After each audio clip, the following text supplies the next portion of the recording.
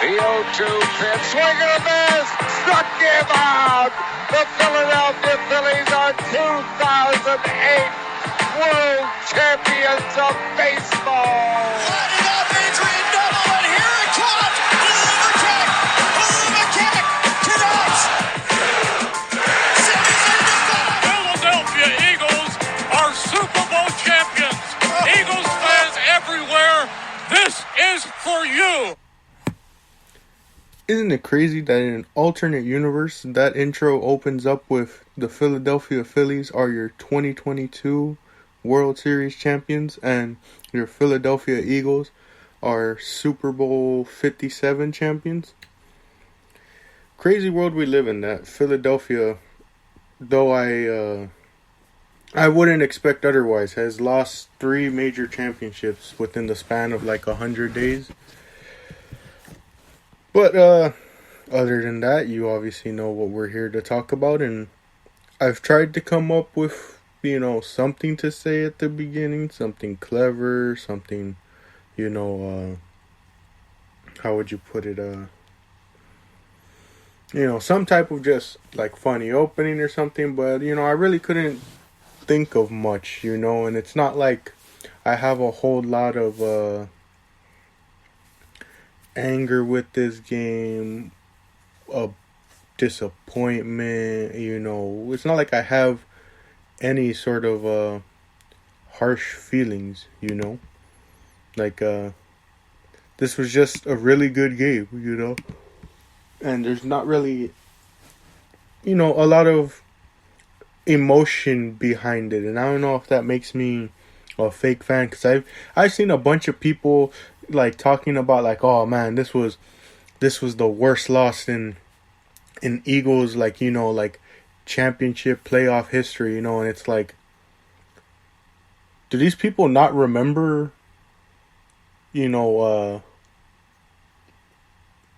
all those championship game losses in the early 2000s? Do they not remember losing Super Bowl against the Patriots? Do they not remember the Chip Kelly years? It's like, this is nowhere near the top, for me at least. It's like, those years were much more worse, especially because I love the way someone put it. That loss in the Super Bowl against the Patriots was much worse than this one, because at least here we have a sense of hope for the future. I'll get into, the offseason later in this episode, and how, kind of expanding on what I was saying this entire playoff push about, like, we kind of have a short window because all these guys are going to be leaving in free agency. But at least there's hope for the future, like that offense, our offense is for the most part solidified for the next couple of years, like Jordan Mailata is still very young. We have Cam Jurgens and Landon Dickerson who are also pretty young. The only question mark is Jason Kelce retiring and Lane Johnson getting older, But those are the only real question marks on offense. And you still have Jalen Hurts, Kenneth Gainwell. Even if Miles Sanders leaves, we have the option to draft one in this upcoming draft. We have Devontae Smith, A.J. Brown, and Dallas Goedert as our receiving core, That offense is pretty much intact. It's just the defense that we kind of had to worry about. And even then, it's not like we don't have pieces there. We have Jordan Davis. We have Kubbi Dean, who should look to finally start next season, after a year of, just kind of getting plays here and there. Everything else is kind of a question mark. We have Darius Slay on lock, but he's getting older. Have Avonte Maddox. And, but the point I'm getting to here is that, there's this, like, hope for the future, whereas that loss in that Super Bowl, that was it, Like, it was like the writing on the wall that after all those losses in the championship game, if they were going to have, if there was any, like, hope for a Super Bowl win for the franchise, it was that Super Bowl. And because they didn't get it done, the writing on the wall was that their window was closed at that point, because the team was up there in age. You had, T.O. who was going to leave pretty much after that, Again, a lot of guys were getting up there in age, so there wasn't any of this hope that, this isn't the end of the run. Whereas when that loss happened, it was a gut punch because everyone was like, this was their one shot, And I know I kind of felt similar here where I kept saying, this is their best chance, but that doesn't mean they're not going to get another chance, The NFC is wide open, and, with the draft picks that they have, they could easily, retool. Like people keep saying that they have to rebuild the defense and all that, but I personally believe it's a retool. But real quickly, I'm getting too far ahead of myself. Let's actually talk about the game that occurred. So the Eagles took on the Chiefs in Super Bowl 57 out there in Arizona. A lot of nerves going into this, really just wanted to see the game start, within those 2 weeks because of having to hear all these takes. And it's like, I just want the game to happen so we can go out and prove that we got this, And we start off the drive, we're moving the ball pretty well, Jalen Hurts is doing some nice passes. They're kind of struggling to get the run game going.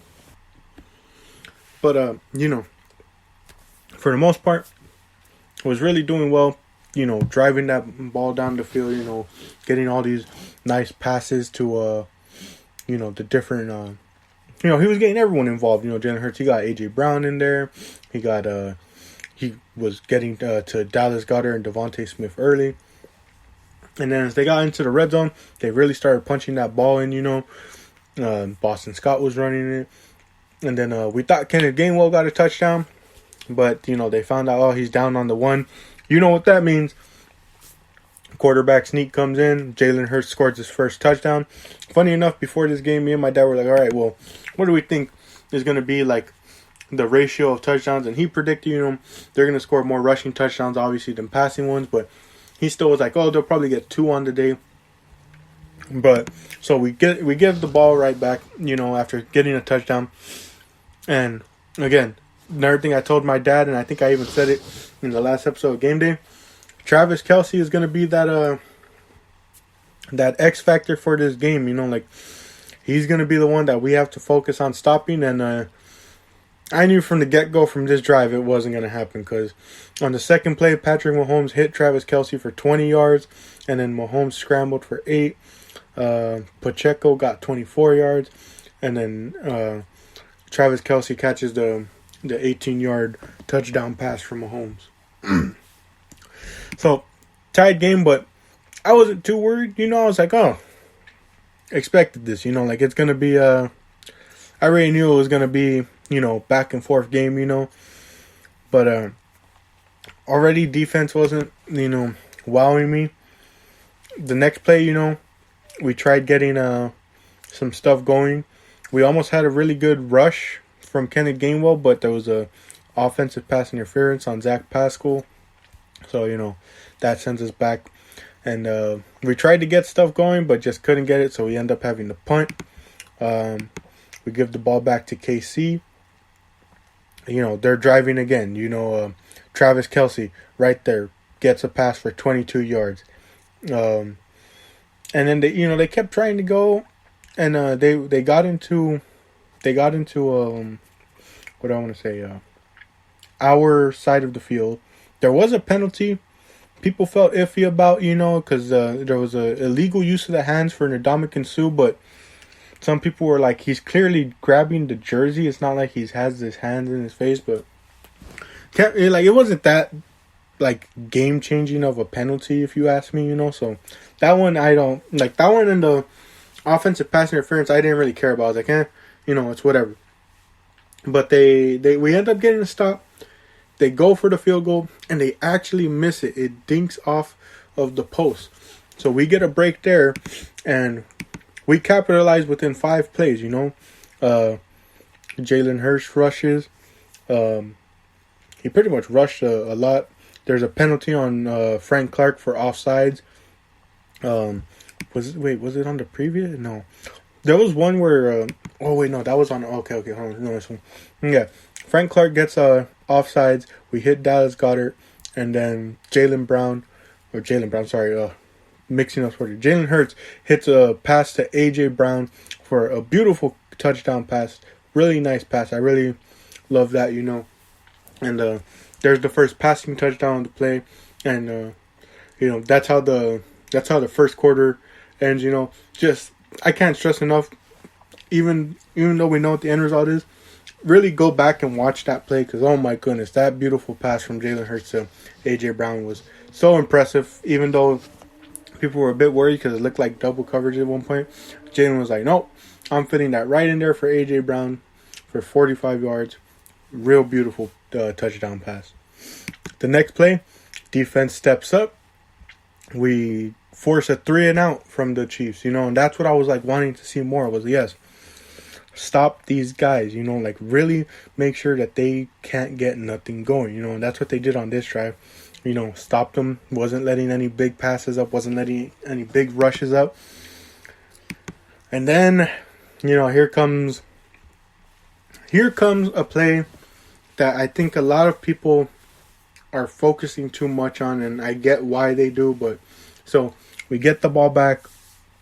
We're slowly making our way down the field, getting some nice runs, getting some nice passes, We get a false start penalty on Isaac Samalu on a 3rd and 1. You already knew if that doesn't happen, we'd get the easy first down, because of a quarterback sneak. And I think this was the one where he moved a little and all the players just stood up and started pointing like, hey, he moved. And, the refs weren't calling it, that's why you see the Eagles run the play, because the refs weren't blowing the whistle until they finally called the play to do it. And that's when they blew it dead and we're like, no, false start. So that leads us to a 3rd and 5 where Jalen Hurts kind of fumbles the snap a bit. Ball comes out. Nick Bolton takes it and runs it back, and that's an impressive play from him, and he ran it back. They score and even it at 14-14. And a lot of people are looking at this play and they're like, oh man, this is the reason why we lost the game, because if he doesn't fumble this ball, they don't get those 7 points and all that. And my thing is, he's a second year? I can't remember. Is Jalen Hurts 2 years or 3 years into his career? This is his, I think, second year as a full-time starter. He's going to make those plays. He's going to make those mistakes, because he's a young guy, and because of how well he plays in the rest of his game, I give him the benefit of the doubt of, hey, it happens, but you have to adapt and learn from it and not let that play be the defining play, which is more evident in the very next drive. They come right back. Jalen Hurts up the middle for 14 yards, and the announcer said it themselves. What better way to show confidence in your quarterback and to tell him, hey, we get it, you make mistakes, but we still believe in you, than to let him go for a run like that, And Jalen Hurts, he was rushing pretty well. He was getting his passes off, He wasn't letting any of it get to him, He, again, this one, 4th and 5, no huddle. Jalen Hurts up the middle for 28 yards, He didn't let that fumble get to him. He was like, what? That's in the past now. Let's do our best to get this on. We get a 4th and 2 where there's a neutral zone infraction. And I think that one was the one where Philadelphia got him back. They were like, hey, look, he moved. So they called it. That gives us a 1st and goal. Jalen Hurts, 4-yard rush, gets the touchdown. 2nd rushing touchdown on the day. Basically says, hey, that last play, that was on me, but we're done with it, Move on from it, get it out of here, we're done. And what better way to show that than the defense coming right back? Boom. There was we hit the 2-minute warning. There's a false start on KC. We don't let them get anything. And they end up having to punt it, So we get the ball back with about 1:30 left. And here's where I sort of complain a little bit. And you're going to be surprised that I'm complaining here and not the final play of the game. But so the Eagles get the ball back and we get it back at our 43, and we see, again, a beautiful pass from Jalen Hurts, throws it to Devontae Smith for 35 yards. Devontae catches it, gets both feet in bounds, and, he's tackled out of bounds afterwards. And we're like, all right, let's go. Let's go. We're in their territory and all that. And then they try and hurry up, I think, because they were like, let's try and get a play going because we don't want we want another situation like San Francisco where they don't get to review it, but they were like, no, we got to review it. And they spend all this time, and the guys in the announce booth, Greg Olson and I forget the other guy, were like asking the main guy that they go to for review plays, and they're asking him, and he's like, they apparently say they have like 30 different cameras, that they're looking at to see whether or not, this is a catch or not, and all this. And they're like, oh, we're trying to see if it's a catch or not. We're trying to see if it's a catch, all this. And the guy's like, oh, I don't think they have enough to say it's not a catch, so. But then, they start like saying all this, and then the ref comes over and it's like, oh, play's overturned. It's not a catch. And my issue isn't with the fact that they didn't call it a catch. My issue is with the fact that how are you going to say you have 30 different camera angles and not show us the angle that says that's not a catch? That's my only issue, was you can't overturn this play and not show us what angle was it that determined it.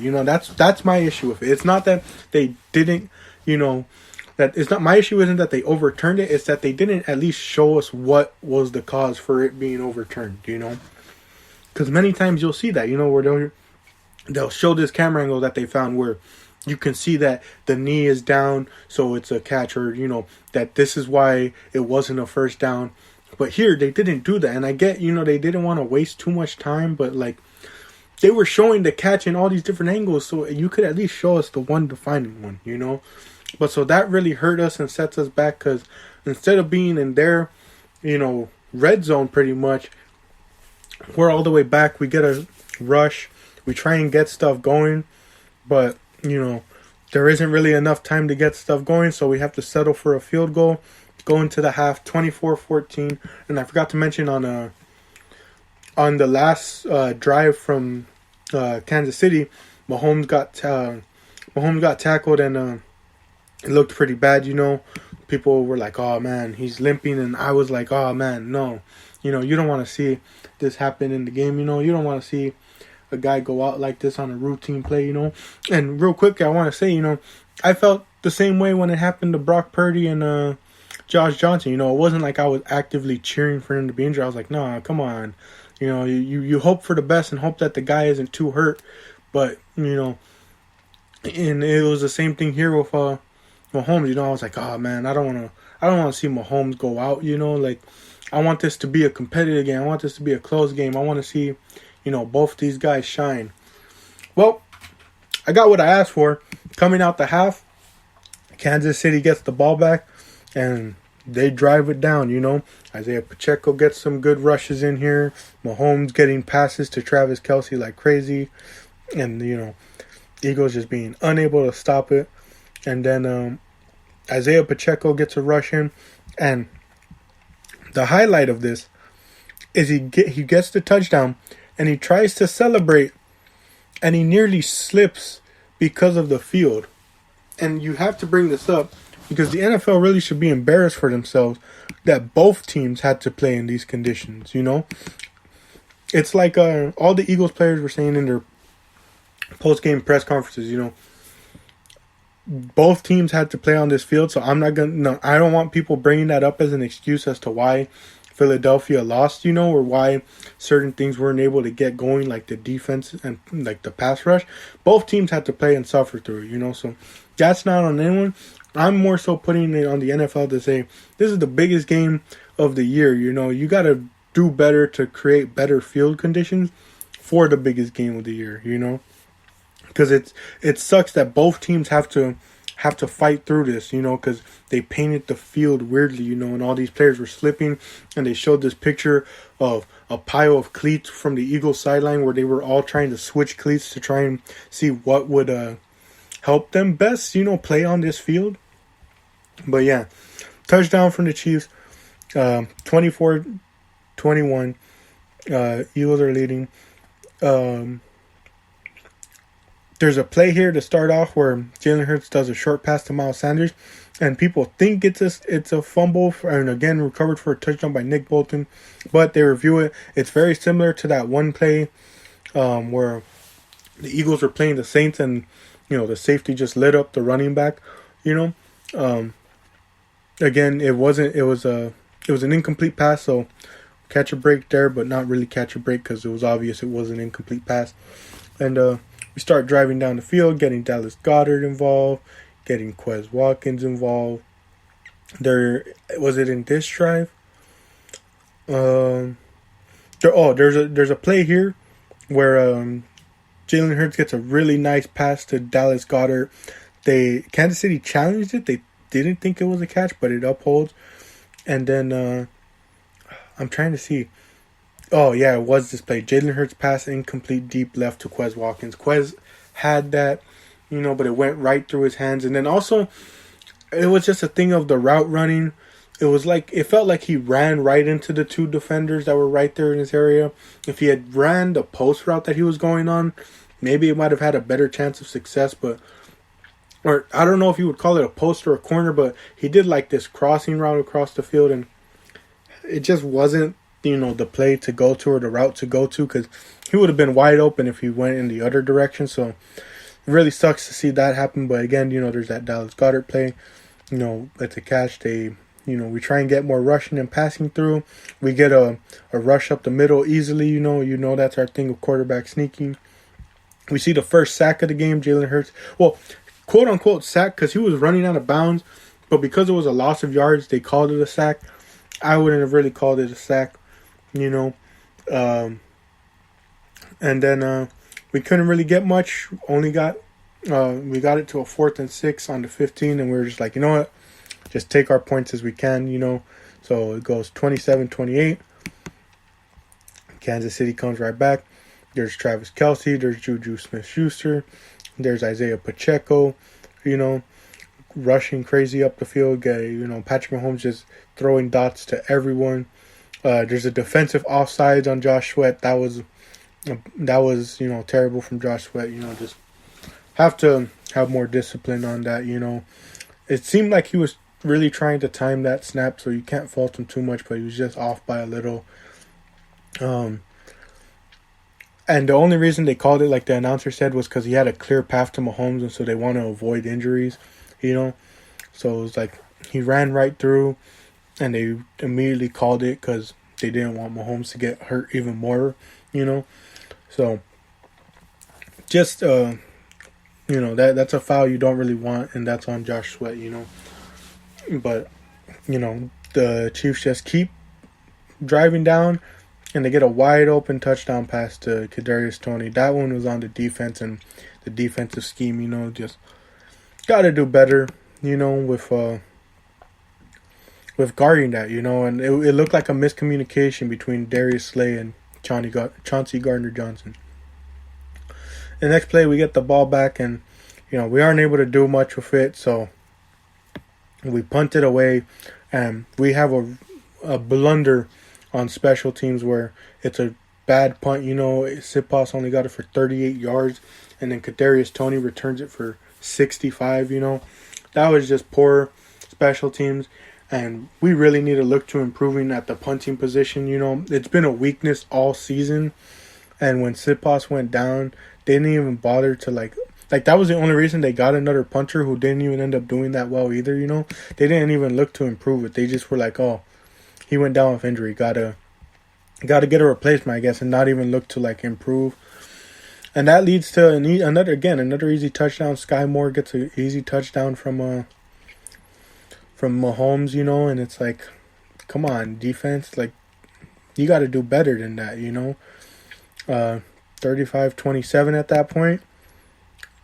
And it's at this point I'm just like, I kind of had the feeling, I was like, yeah, we're losing this, because, my dad kept telling me, you got to have faith, but it's like, you can't keep relying on this offense to carry, we only punted twice in this game. Every other time, we punted twice, and we had that bad fumble. But other than that, it was touchdown or field goal every time. And it's like, it was at this point that it was like the defense just couldn't do nothing, and Jonathan Gannon couldn't do anything to stop him, But the offense was rolling because we get the ball back, and we're driving down that field with rushes. Miles Sanders gets some good rushes. Jalen Hurts gets some good rushes. We got another sack at this point. I honestly missed this one. I don't remember. Maybe this was the one where it was out of bounds, and I just confused the two plays. But, Jalen Hurts gets a nice pass to A.J. Brown twice. He gets a good pass to Devontae Smith for 45 yards. Real good one. And then we get a Jalen Hurts. Wait, was that the touchdown? Wait, where's the touchdown at? Oh, no, yeah, Jalen. So he gets that pass to Devontae Smith for 45 yards. And then he gets a rushing touchdown again. And then he gets the 2-point conversion as well. That ties this game up 35-35. And then we get the ball back to KC. And I'm just like, 5 minutes left. Just praying they can get a stop or at least hold them to a field goal to get the ball back to us with enough time. But they just keep going, man. There was nothing we can do.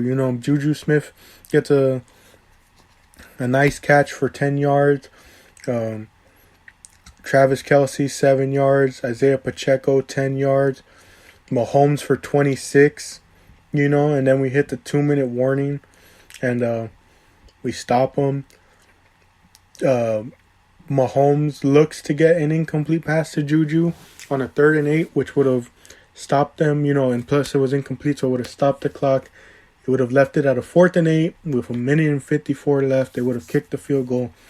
2-minute drive to try and get down the field, but there's a holding call on James Bradbury, so that gives them a fresh set of downs. They just run out the clock. They get the field goal, and that only leaves 8 seconds left on the clock, and just wasn't able to get anything. And so the Chiefs win the Super Bowl, and really amazing, great game from both sides. Amazing comeback for the Chiefs, and especially for Mahomes to play through that injury, and the Chiefs are back on top, obviously. And if we were gonna lose to anyone, I'm glad it was to Andy Reid and the Chiefs. That's the biggest win you can get in a sense out of a loss. Is hey, at least we lost to Big Red. But it just sucks personally because again, that defense, man. That defense just really struggled. Jonathan Gannon, got out-coached, He just couldn't make the adjustments needed, especially because it's like, look at the difference between this and the Super Bowl that we won against the Patriots. Our DC at the time, I'm pretty sure it was Jim Johnson. I could be wrong. I just can't remember. But, on that final... Not that final drive, but that drive where they got the strip sack on Brady. He told the offense, I'm going to get this ball back to you one way or the other. We're going to either get a turnover, we're going to stop them, or whatever, but we're getting that ball back in the hands of the offense. And at no point in this game did it seem like Jonathan Gannon was able to make that adjustment, because they came into the second quarter and didn't punt once. Touchdown, touchdown, touchdown. Touchdown, field goal to end the game off. 3 straight touchdowns from Mahomes. It just came out and embarrassed that defense. That pass rush wasn't able to get things going. The secondary, honestly, was pretty weak. Chauncey Gardner-Johnson held up pretty well and proved why he deserves an extension. But, a lot of the defensive line and the secondary and linebackers just struggled a lot, man. Like they really just couldn't get much going, And it's like, and the one thing I love the most is that our team took it with grace, Like you saw all those post-game interviews, it's like they were like there was no excuses being made, Like, people tried to ask him, oh, did the field have anything to do with it? And they were like, no, because both teams have to play on it. That's on us. Jalen Hurts himself said, that, he's just going to look to learn and improve from this. And, to me at least, I don't think Jalen Hurts should feel bad about this loss. This is a guy who was doubted from day one. I can personally pull up screenshots of when the Eagles drafted him where I saw him play in college and I was like, he could be good, but he needs to go to the right situation to be developed into his full potential, and just like him, I thought Pittsburgh was the spot he was going to. I was like, oh, the Steelers are going to draft him. He's going to sit like a year under Big Ben, and he's going to come in and do work for them. And the next thing you know, the Eagles draft him, and much like everyone else, I was like, what the hell are the Eagles doing, Why are you drafting a quarterback with the second-round pick? You have Carson Wentz on this big contract. All you need to do is surround him with receivers. And in that draft, that was the common thing, the Cowboys drafted CeeDee Lamb in that draft, meaning we missed out. The Broncos drafted Jerry Jeudy and KJ Hamler. You saw all these receivers get drafted, and it was like, all these other teams are helping their quarterbacks. Why are you not trying to help, Carson Wentz? And the one thing I remember saying was, what? I'm not mad with the pick if they find a way to actually, develop this guy and find a way for him to contribute, Prove me wrong, Took us to a Super Bowl. All the doubts after the end of last season about whether he could be a passer or not comes into this Super Bowl with 304 yards and a passing touchdown on 103.4 passer rating, 15 attempts for 70 yards rushing, 3 touchdowns. He had that one fumble, but again, that was early in the game. They could have easily made that a 0 play where they said, okay, we had that, but watch us do what we did in this first half where we stopped the Chiefs from doing anything. We forced them to punt twice in that first quarter. They had a missed field goal and a touchdown, but we stopped them. But no, they come into the second half and let them get 3 straight touchdowns and a field goal to end off the game. That's on the defense.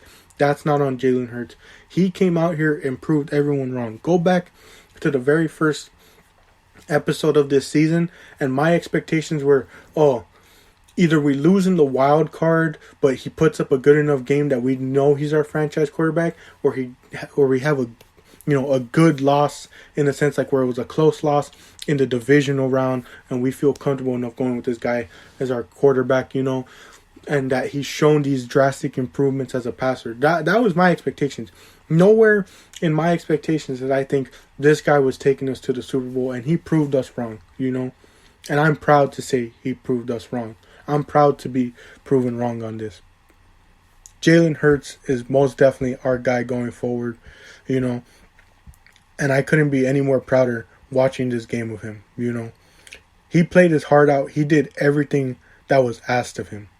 And people might disagree just because of that second half performance, but taking the whole game into a factor, even with that fumble, Jalen Hurts was the best player on this field. Not a single person was better than Jalen Hurts on this field. 3 rushing touchdowns on the day, the passing touchdown, all the beautiful passes that he had, even the ones that were overcalled or weren't even caught, Just the MVP, just was the best player on the field this game, and just the defense wasn't able to hold up for him, and that's what breaks my heart the most about this loss. It isn't these supposed penalties that went the Chiefs' way. It wasn't, this and that didn't go our way.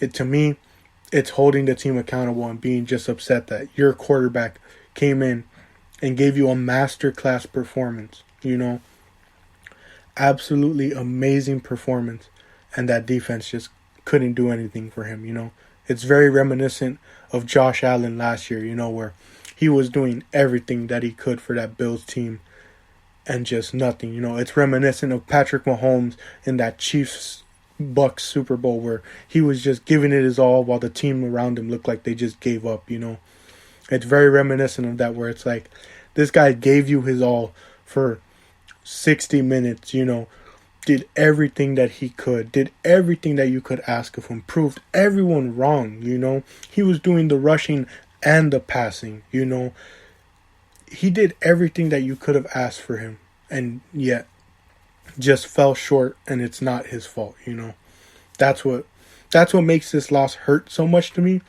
was that, it was just a masterclass performance and just couldn't get it done for the guy, It just breaks my heart, But it's like Jalen Hurts himself said, he had a purpose before anyone had an opinion. And again, he shouldn't feel any shame in this loss, because he did everything that he could, and he proved everyone wrong, He proved all the hate wrong. He proved all the disbelief wrong. He proved all the doubt wrong, He's our guy going forward for sure. He's our franchise guy. He is the franchise at this point. He is that centerpiece of the offense, And he's all you could want from a guy. Hardworking, excellent work ethic, is humble. They were asking him about contract extensions, and he said, now is not the time to talk about that, It's focusing on where to improve and what to do better, And it's just, I'm struggling to speak because it's just like, I don't know what more I can say to show my disappointment,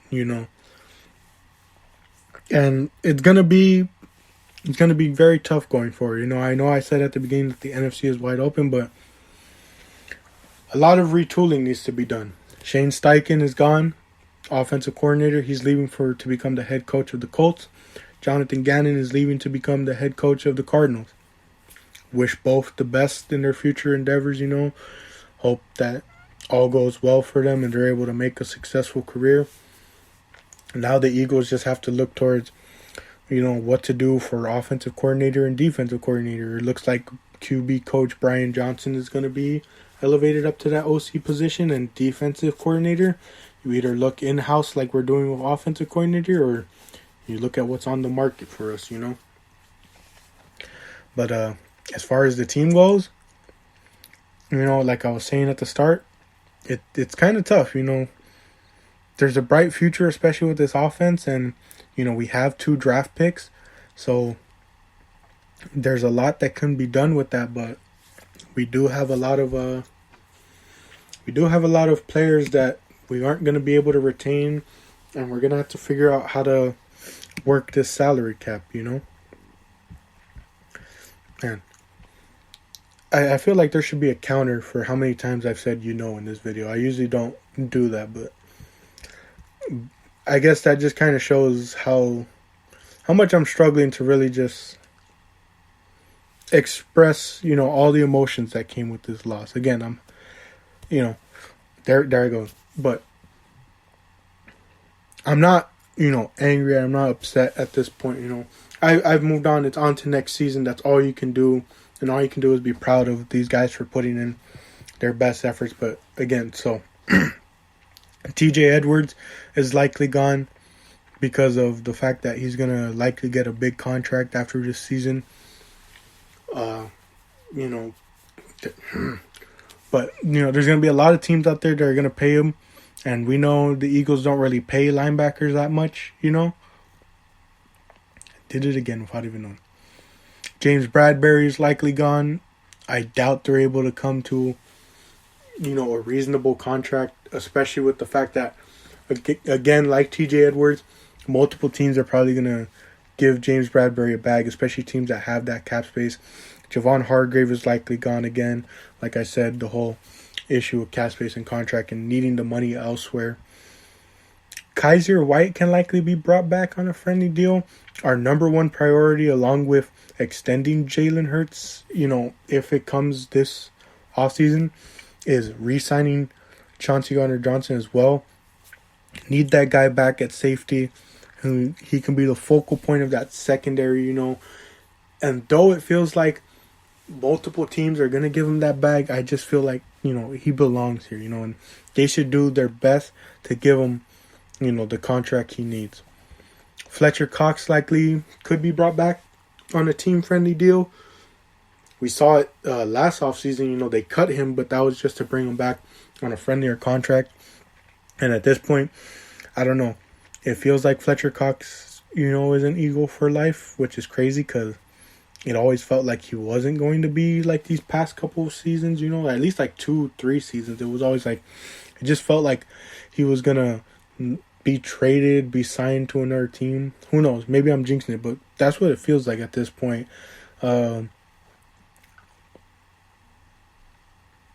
Brandon Graham probably will be back.